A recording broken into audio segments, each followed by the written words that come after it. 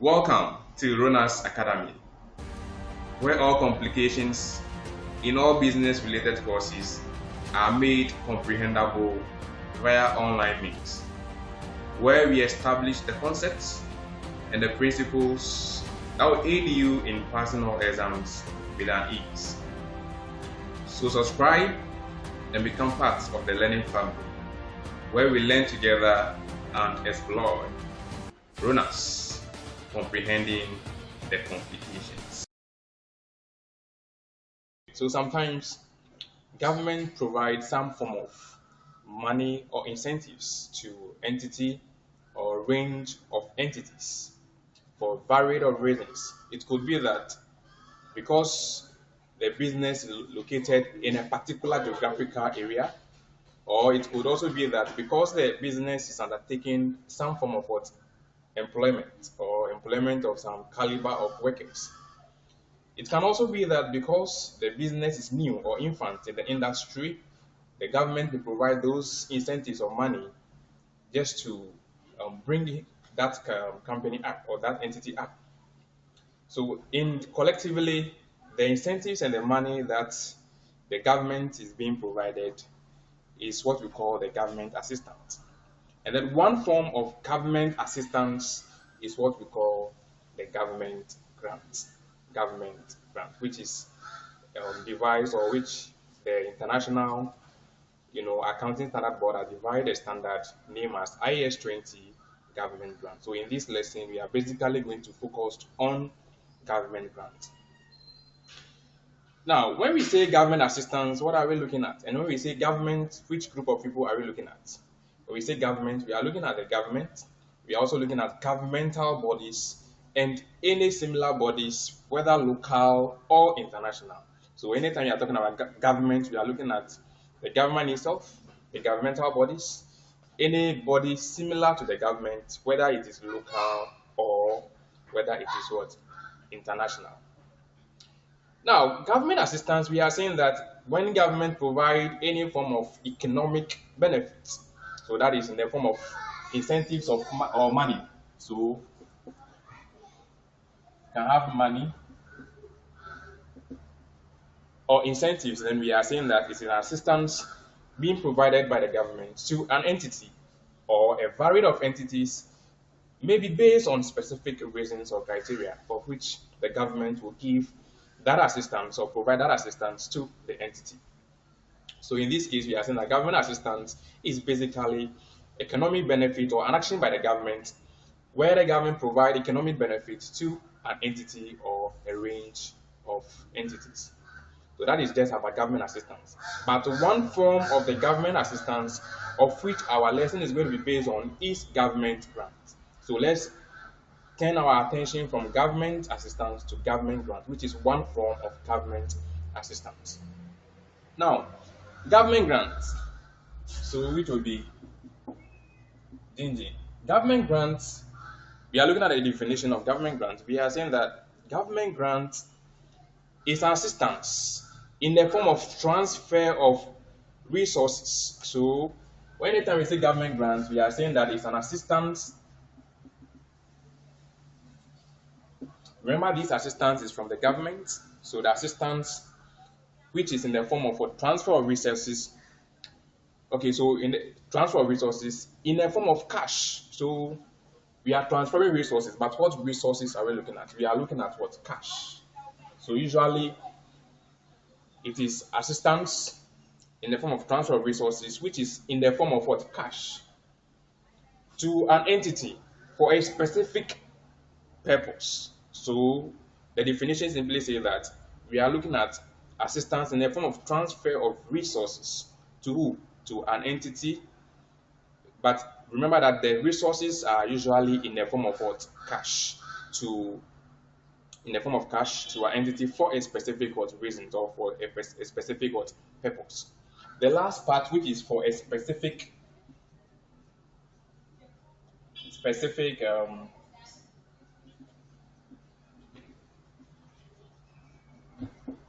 basically attribute to the fact that there will be some kind of conditions attached to the grant.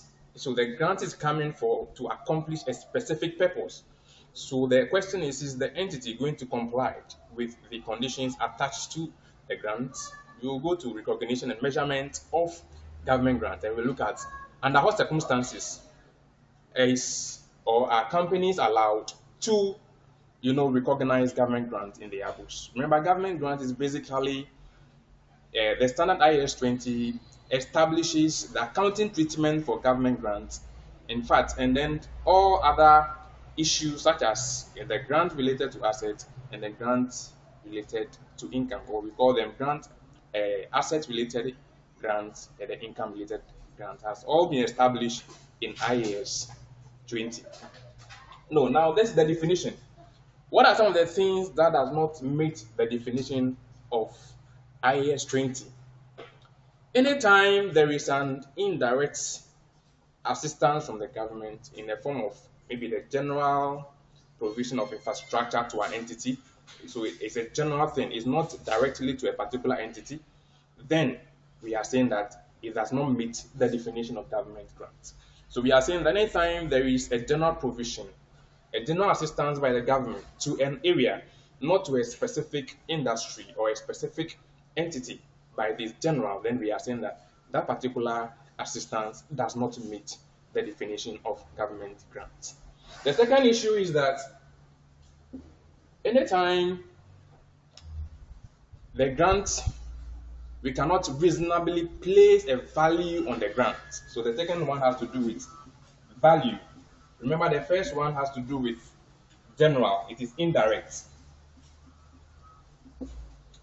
For instance, the second one, anytime there is not reasonable means to put or place value on the grant, then we are saying that that grant does not meet the definition of what?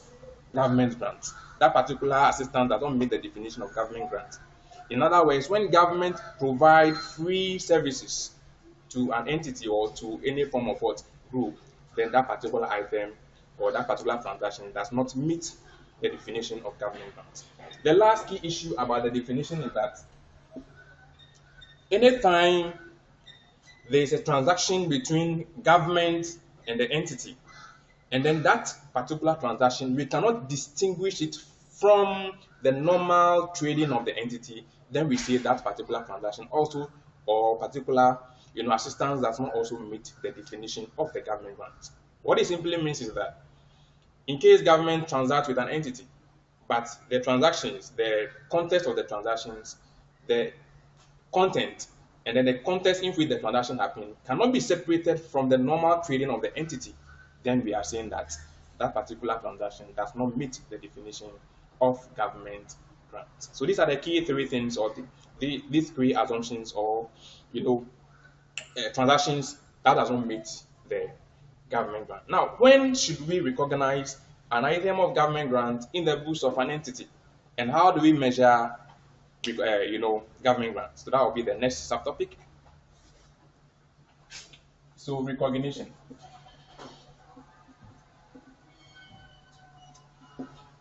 The standard provides two basic conditions or criteria for which we should recognize government grant. The first one is that the conditions, which is very, very key and paramount in this standard, is that the grant, the conditions that are attached to the grant will be reasonably complied with. So the conditions attaching to the grant will be complied with.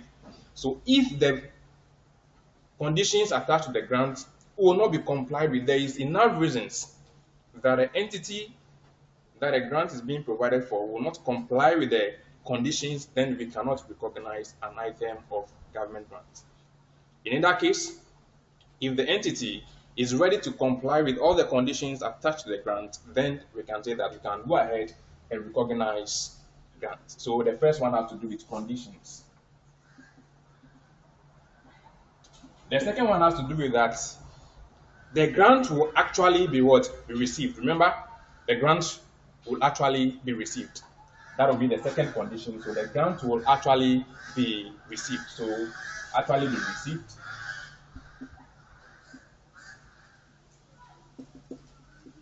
So the grant will actually be received. So under these two conditions, if a grant meets any of these two conditions, then we can say that the business can go ahead and recognize grant in their books. Now, the general issue is that how much or when should we recognize an amount of grant in the books of the entity? So there are some issues we are supposed to look out for. After the grant has met or has met all these criteria, what amount or when should we start the recognition? The general principle is that anytime the grant is received, it should be recognized in the period which the cost that a grant is coming to compensate will be what will be incurred or will be entered. What it means is that here we are looking at the issue of accrual concept and then the cash concept. Should we record our item or transaction on accrual basis or on a cash basis? Here, if you do record our government grant on cash basis, then it will violate the principles and concepts established in IAS 1, the presentation of financial statements. So here what it simply means is that the general rule is that if you receive a grant which is related to an expense, so that means the grant is coming to compensate an expense, then we are saying that the time that you incur that or you record that expense, that time, the same time you should record your grant. That is the general rule. So the grant should be recognized in the period that the expenses that is coming to compensate will be recorded. That is the general rule. But there are some few exceptions. The few exceptions is when we are dealing with a long-term asset. That means the asset will be depreciated. In that case, we should defer the government grant so that you account for a yearly government grant, which means that you account for a period grant as an income in the P&L account, and you also account for depreciation. Remember, the grant will come as an income, depreciation will come as an expense, so the two will net off. The higher of the depreciation, the smaller grant will net it off. So that is the issue about government grant when it is relating to, an item which is of long duration. The next item is that if we have already incurred the expenses that the grant has been provided for, how and when should we recognize the grant in the books of the entity? In this time around, the entity has already incurred the expenses and has entered it already in its books before receiving the grant. In that case, how should they or how should the entity, account for the grant? In this case, if that's the case, then the grant should immediately be recognized when it is received. In fact, when it is, available for receivable or available for received. In that case, the grant should be immediately received or should immediately be entered in the books when the grant, is received. That means the expenses has already been incurred, but we should immediately receive the grant or enter it in our books when it is received. So we are done with looking at the few and the recognition and definition of government grant. The next thing we are going to look at is the two forms of government grants that can be provided. Now we have two forms of grants. We have revenue grants, also known as the income grants or grants related to income. So many ways. So we have revenue grants or grants related to income.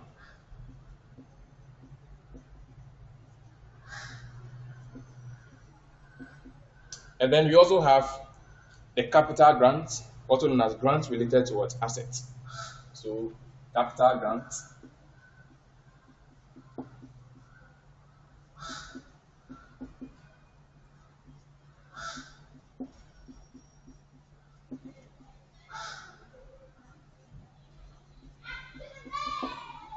Right. Before we look at the types of grants, which is grants related to income and grants related to, assets, there are sometimes government to provide a grant which will not be in monetary terms. In that case, what value should we place on that particular grant? Then we should look for the fair value of the item being given as a grant to the entity. So in the case where there is a non-monetary grant to an entity, then we should look for the fair value. In other cases, we can also look for the nominal value and place the nominal value on the grant as the value of the grant. So that is about when there is an issue of what? Non-monetary grant. Now, focusing on the two types of grants, let's first look at capital grants or grants related to what? Assets. Anytime we are saying capital grant or grant related to assets, we are saying that this kind of grant is given to the entity for the construction or acquisition of a long-term asset. So these are grants that is given to the entity for acquisition. That is the first one. We have acquisition, and then maybe for construction of long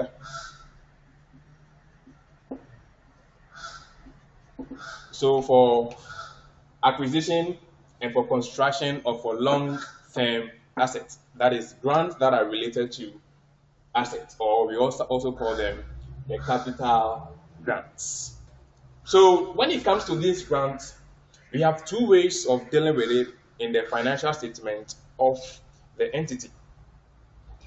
We have either we net off the cost of the grant, or we deferred the grant so that we will just attribute the yearly one as a revenue in the P&L account of the business. What I'm trying to say is that we have two ways of accounting for the capital grant or grants that are related to assets. Maybe an entity has acquired a long-term asset, and maybe the cost is 10,000, and then this asset will be depreciated over a useful life of, say, 5 years. So a useful life of 5 years. And then at the same time, the entity is receiving a grant from the government, and this grant is maybe 2,000 for the company to be able to acquire or construct this, item of assets. So in this case, the grant is going to be 2,000. What it simply means is that we can account for this in two different ways. The first one is that it's either we defer the grant over the useful life of the asset. In this case, remember that if we were to be depreciating the asset, we would have divided this by 5 because the residual value is actually 0. So dividing this by 5 will give us the annual depreciation.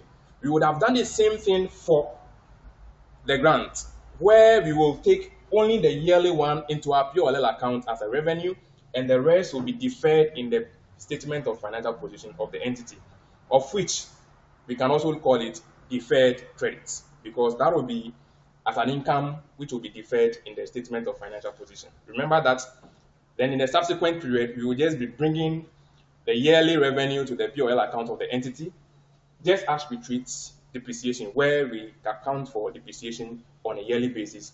And then the carrying amount of the asset, after less than the accumulated depreciation, the rest, the carrying amount, is presented in the statement of financial position. The same way we will treat the grant. After less than the yearly grant, which will be the revenue that will be placed in the P&L account of the entity, the rest, which will be deferred credit, will be entered in the statement of financial position of the entity. So that is about the first treatment. In this case, we are saying that we are deferring the grant. In other words, we are saying that we call it deferred what? Credit. Deferred credit. We call it deferred credit. This is one example. The second way of treating this kind of grant is that we will net off the grant from the cost of the assets. Don't panic. We are going to solve a full question on this so that you establish your understanding. So you net off the grant from the cost of the assets, and then you depreciate the asset as if that is the cost of the entity. So the second one will be netting off or maybe reducing the cost of the asset by the grant. So what it means is that in this case, if you're using the second approach, which is the netting off method, remember that this method is also called the gross method. So this method, the deferred grant, is also called the gross method. And then we also have the second one, which is the net off or netting off method. So netting off method. All right. So if it is because we're netting off, you will then have less. So you get 8,000. Where you will less is as a result of lessing our grant of 2,000 from the cost of the asset, and then you go ahead and depreciate this amount over the useful life of 5. So this is going to give us, I think, 4,000. Sorry, so 5. That will be 8,000 divided by 5. I don't know. I think we are going to get some point over there. Okay, over the useful life. So where you establish the depreciation in the statement, the income statement of the entity. So don't panic. So this is about when the asset is related to what? An asset. Remember that grants related to assets are those that are provided by the government or grants provided by the government for the acquisition or construction of a long-term asset. Of a long-term asset. Now let's turn our attention from the grant related to income, to asset, to grant related to what? Income, which is also known as the revenue grant. Remember, the definition of this is that any grant that is not related to assets is therefore grant related to income. Any grant that is not related to assets is therefore grant related to what? Income.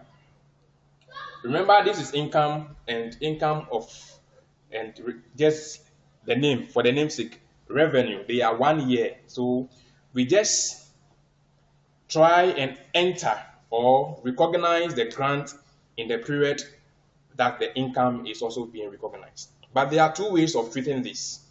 The two ways of treating it is that we may net off the grant from the income, that is the expenses. Is that okay? Expenses, the salary or the wages of the worker, which is the revenue grant. You may net it off from the grant and then treat the rest as an expense. Or we may treat them separately, where you enter the grant as an income in the operating income in the POL account, and then also treat the full expenses. You see the two will net off at the end of the day. Or the first one is that we will deduct the grant from the expenses and treat the rest. So we are under the what? The revenue grant. We will solve a question on that one also in the next video, and you will see how we deal with that. So no panic. So grant related to income. When the grant is received related to the income, you know income will probably be a salary or a wage that is related to employees' salaries or employees' wages. If that's the case, because it is a 1 year, it is within a period, it's either we treat it immediately against the time the salary or income is being incurred by either netting it, which is deducting it from the expenses and treating the rest of the expenses, or treating the two separately. Remember, they will all be the same. Probably it will go and increase our gross profit, and then the expenses which has already increased will also what? Reduce that, gross profit. In other case, if you net it off, the expenses would have reduced, which we have done already. In fact, these two treatments is of some kind of issue. It has been discussioned by the accounting standard boards as to whether the two treatments, which of them is more appropriate. If you also come to this place, if you look at the deferred one, that one you still have the cost of the assets. But when you look at the netting off method, you can see that the cost of the asset will be reduced. So under this situation, which of them is more, prudent? Which of them is more vital? Which of them will provide more understanding information to end users? And they have established that the deferred method is more appropriate as compared to the netting off method. Now let's look at the other issues pertaining to government grants. Remember that under the criteria for which a grant is received, the conditions attached to the grant must be complied with. by the entity. If in case the government has issued or given out a grant to an entity, and at the end of the period, the entity has failed to comply with the conditions attaching to the grant, then there is a change in what we call change in accounting estimate, accounted for under IAS 8. IAS 8. So therefore, if there is a change, the entity, per maybe any reasons provided by them, they were unable to comply with the conditions attached to the grant, then the grant become repayable. We have to repay the grant to the entities. And remember, any of these methods you are using, how you will account for the repayment of the grant depends on any of the methods you are using over here. So if it is the net off method, it depends on the way you will treat the grant. And if it's this one, it also depends on the way you will treat the repayment of the grant. Remember, it is only when the entity fails to comply with the conditions attached to the grant, that is when the grant becomes repayable. So that is a few, introduction about government grant, a summary about the government grant. We will solve practical questions in the next video where you look at the technicalities, in the standard. Remember that disclosure, you are supposed to disclose the grants and the method we are using to account for the grant. Remember, sometimes too, government to provide interest-free loans to entities. These entities, to some extent, do not meet the definition or do not meet, the conditions of grant, but the standard stipulated that it should be accounted for as government grant. So interest-free loans by government should be accounted for as what? Government grant. Remember, failure to comply with, conditions attached to the grant, but you have already enjoyed part of the grant, means the grant is repayable, therefore creating a liability on you, which will also be accounted for not under only IAS 8, but under IAS 37, that is contingent liabilities. So this is just a summary of government grants. Thank you.